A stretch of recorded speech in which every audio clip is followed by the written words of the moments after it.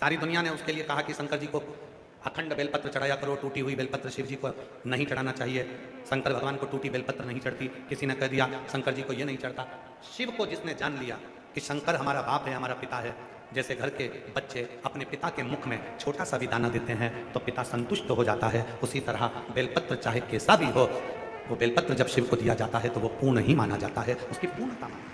Sure वाले बाबा ने क्या कहा कि जब तुम बीमार हो, तकलीफ में हो, तुम्हें रोग है, तब बेलपत्र खाओ। अब कई लोगों की तो आदत हो जाती है कि रोज रोज बेलपत्र खाने लगते हैं, रोज ही बेलपत्र खाने लगते हैं। नहीं, सियोर वाले बाबा ने कहा कि जब तुम्हारा स्वास्थ्य खराब है तब बेलपत्र शिव की चढ़ी हुई प्रसाद के रूप में शंकर जी के सामने से जब बेलपत्र चढ़ी हुई उठाओ तो उनसे कहो बाबा आप महामृत्युंजय हो, आप मृत्यु को जीतने वाले हो, बाबा मुझे रोग हो गया है, उस रोग को मिटाने के लिए आप औषधि के रूप में ये बेलपत्र दे दीजिए और इस बेलपत्र को औषधि बना दीजिए। जब आप ऐसा कहकर भगवान शंकर को महामृत्युंजय के रूप में बोलकर उनसे औषधि मांग कर लाओगे तब उस बेलपत्र को खाओगे तो बेलपत्र असर करती है। और एक बात और याद रखना, हम पूरी बेलपत्र को नहीं खा सकते।